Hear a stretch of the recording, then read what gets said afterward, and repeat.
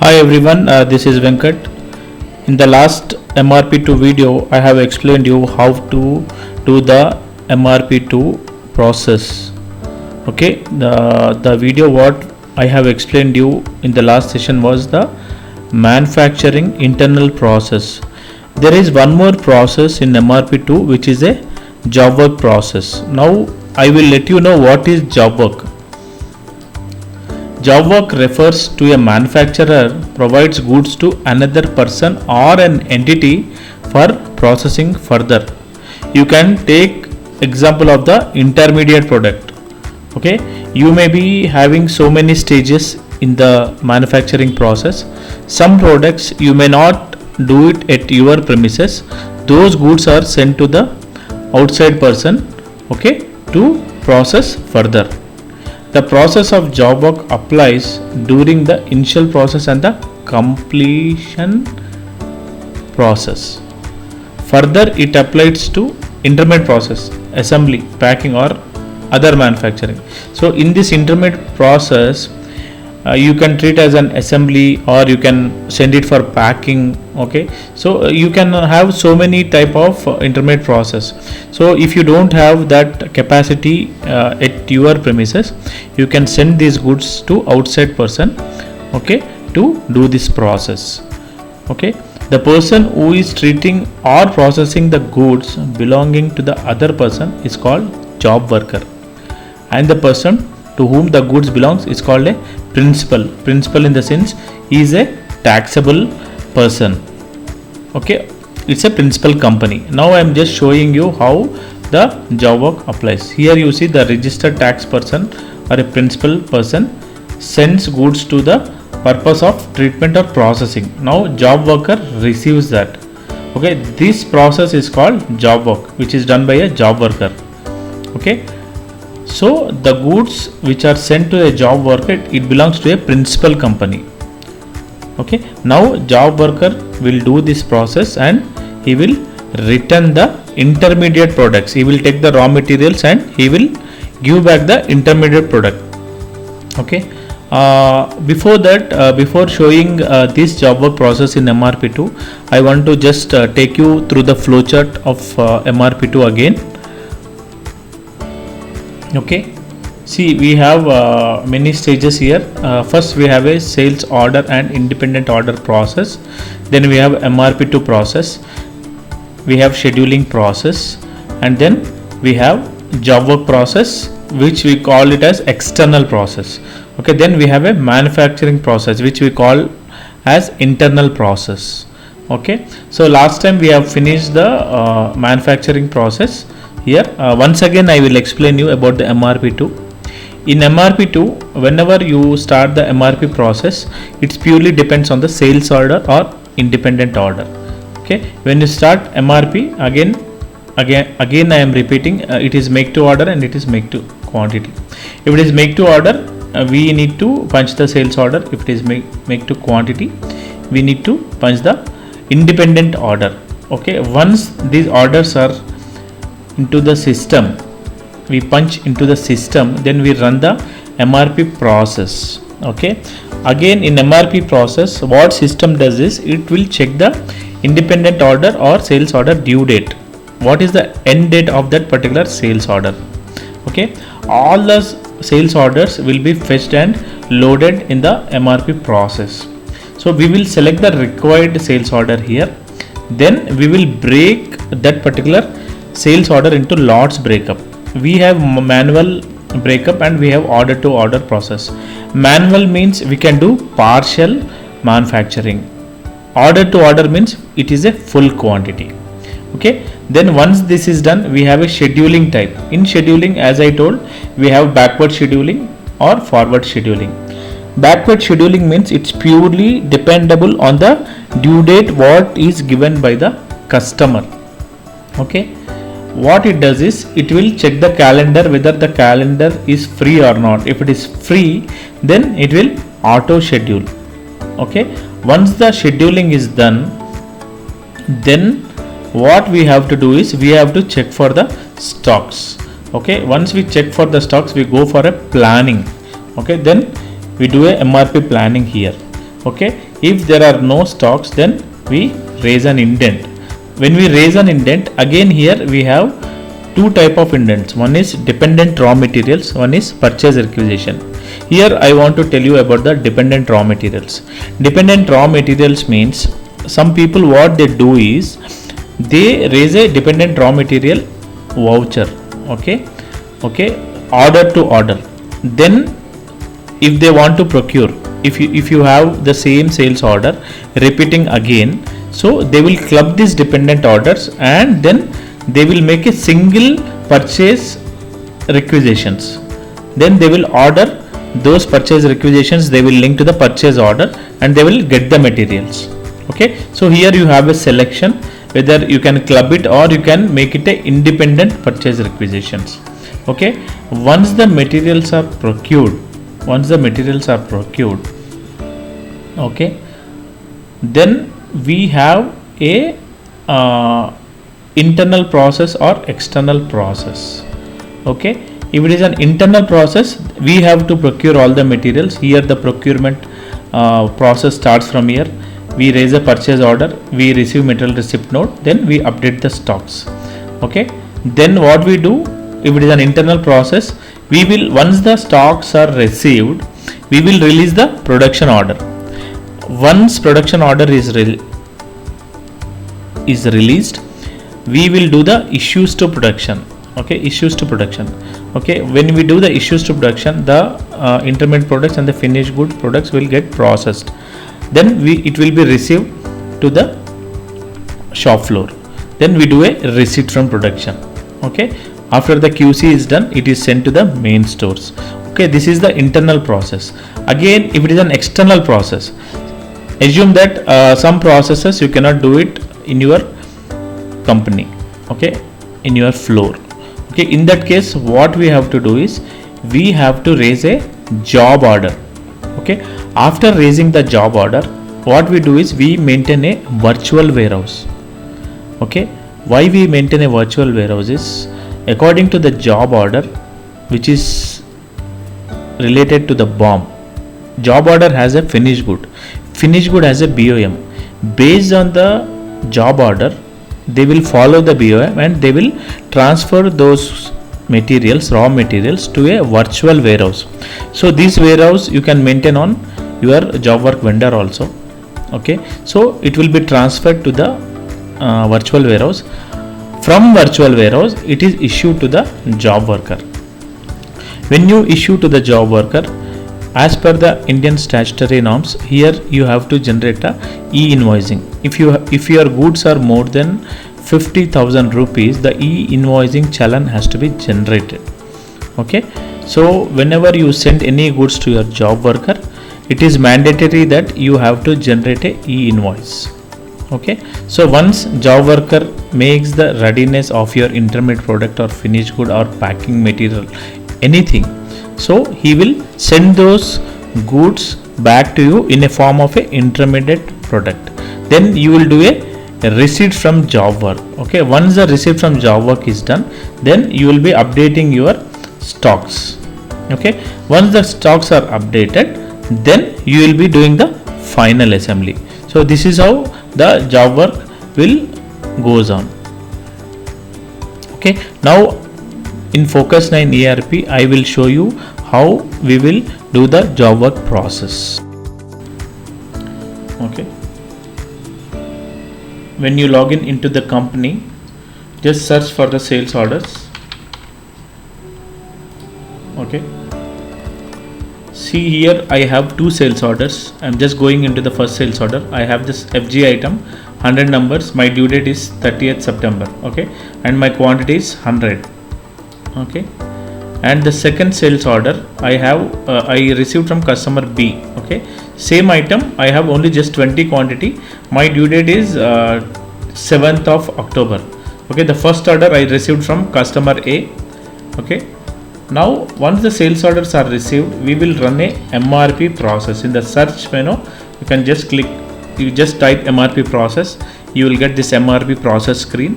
Here you can select all orders, sales orders or planned independent orders. I am just selecting all orders. I will just define my I will just define my due date. If I define my due date as September 30 and load it, it shows only one order. Okay. If I define my date as October and load it, I will get 2 orders. Now what I do is I will process these orders. Okay. So what I do, I'll just process this first order. I'll click on lots breakup. I'll say I want to do it a order to order. So what it does is it will take the planning quantity as 100 and your ordered quantity as 100. Okay. So I'll click on preferences. Okay. I'll click on preferences. Then I click on schedule and raise order. Okay. Now once I click on schedule and raise order, because my due date is September 30th, it has taken this schedule on 29th at 10 o'clock and it is ending at 6:30, because based on my calendar timings it has scheduled. Okay, this backward scheduling, it will check the customer due date and it will schedule one day before. Okay, then I click on explode bomb. When I click on explode bomb, again I have an option here. I'll just select the warehouse. I'll just search for all the stocks in the respect. So here it will show there is no stocks. Then I'll go for a planning, purchase planning. I click on a planning. Okay, when I click on a planning, now you see I have raise dependent requirements. Okay, here when I say dependent requirements, I can even raise the dependent requirement or I can raise a purchase request. Okay, I'm just showing you with the purchase request.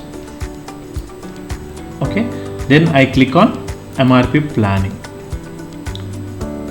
When I click on MRP planning, okay, I get all these orders to be raised.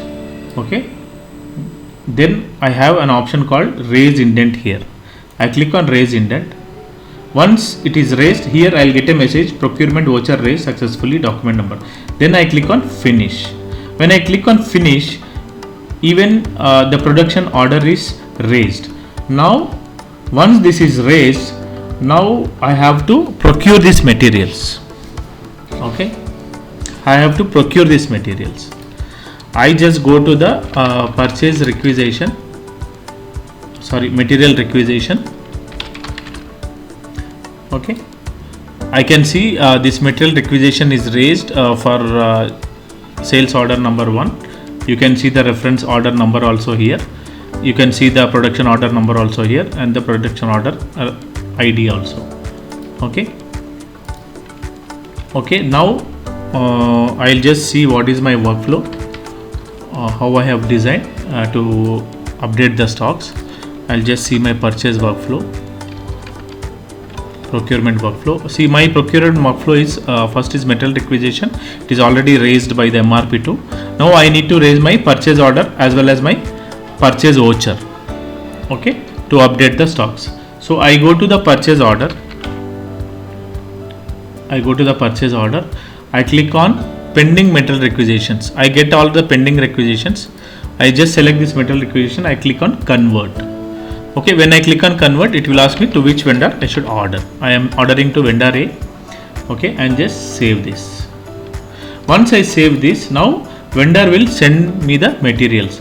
Once vendor sends a material, I can update this through material receipt note or purchase voucher, because in my flow I am updating stocks through purchase voucher. I am updating finance as well as stocks. So I am just taking purchase voucher.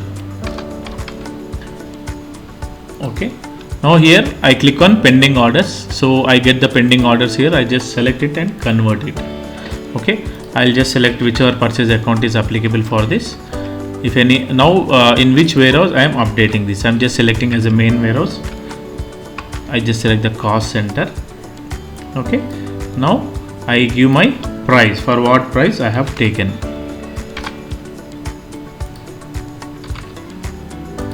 Okay, so I have procured all these raw materials according to my purchase requisition, and I'm just saving this. Okay, once you procured, you can go and check your stock ledger whether these items have been updated in your inventory or not. Okay, I'm just selecting as on date. I'm just selecting all items and I press OK. Okay, so it is not showing as on date. This is end date is 30th. Let me check what is my receive date. Yeah, I received on 29th, so I should give the date as 29 to check the stocks. So date range I am giving as 29th. Okay, I just select all items and press OK.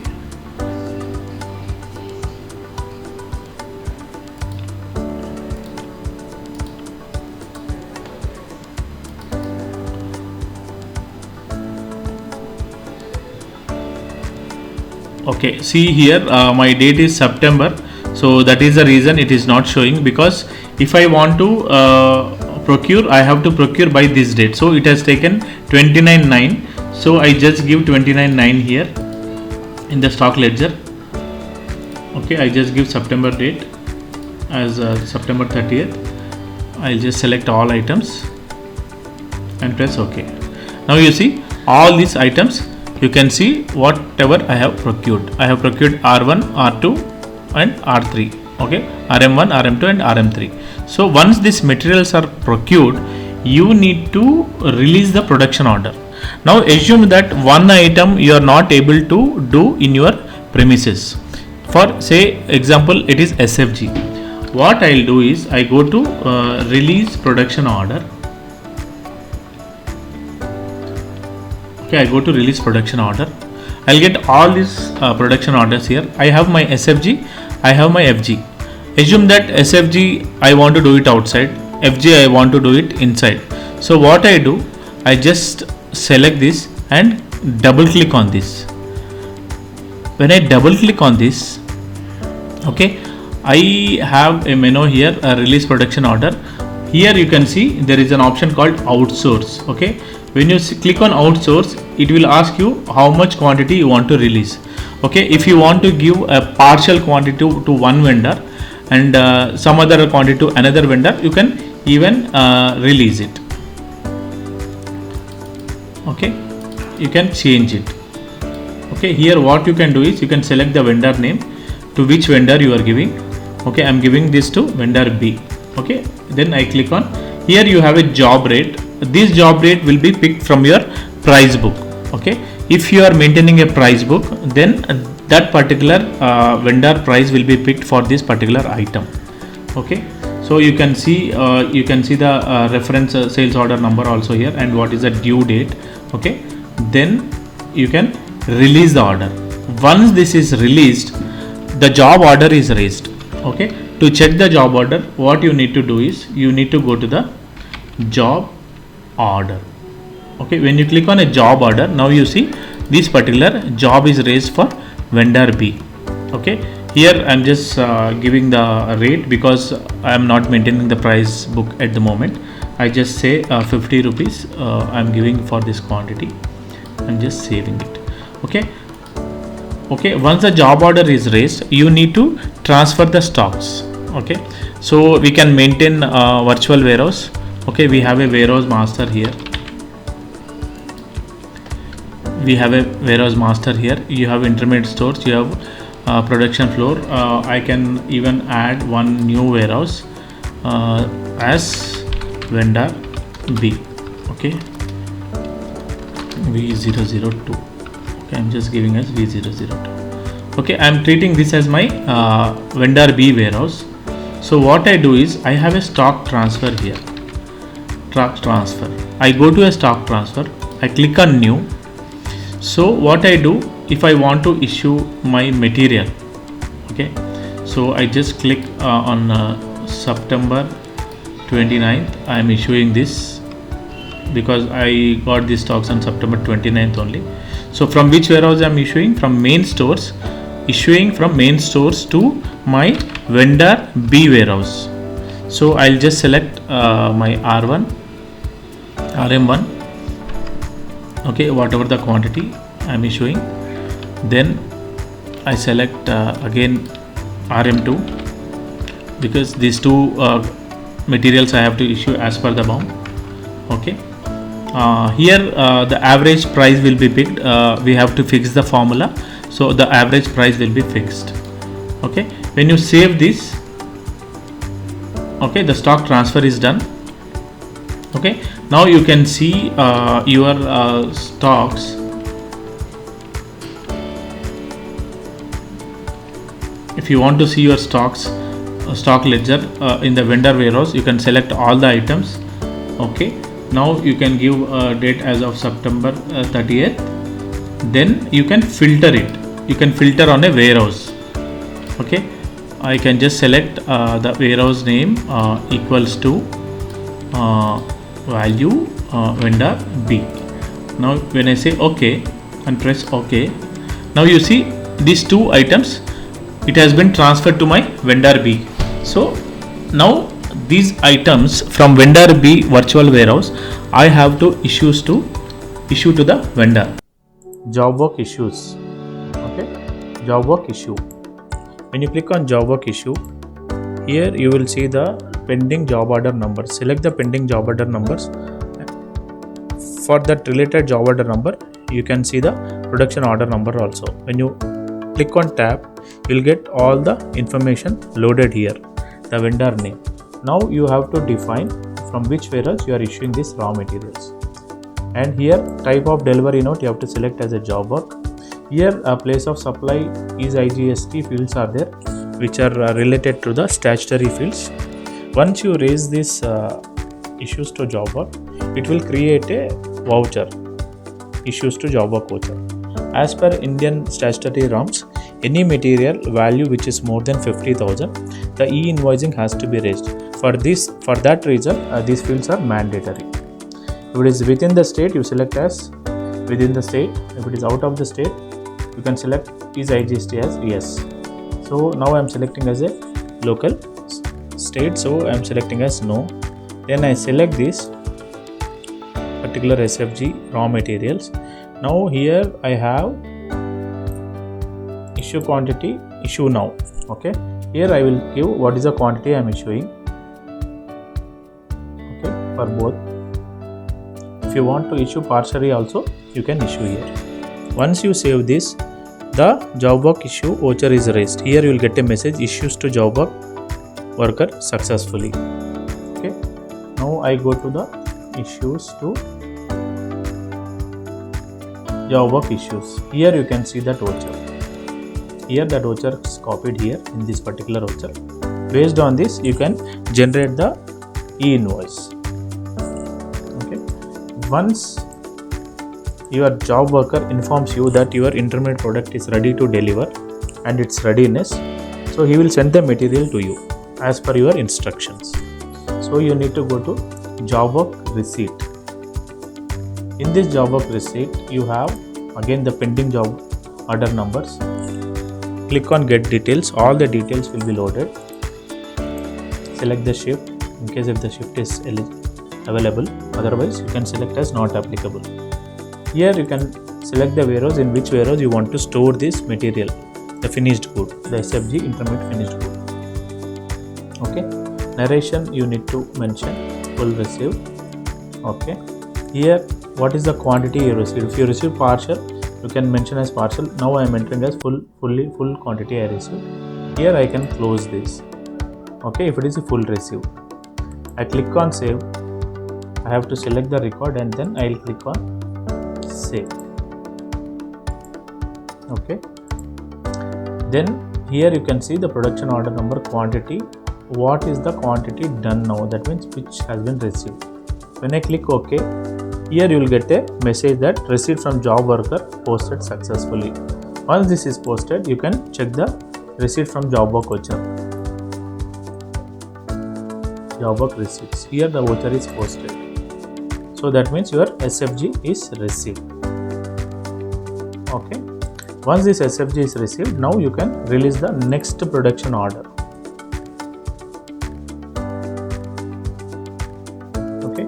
So the SFG is finished. Now only the pending is FG. So like this, now this FG is processed internally. So you can release it. Once the FG is done, Here the job work process will end. Thank you for watching my video. If you like, please subscribe.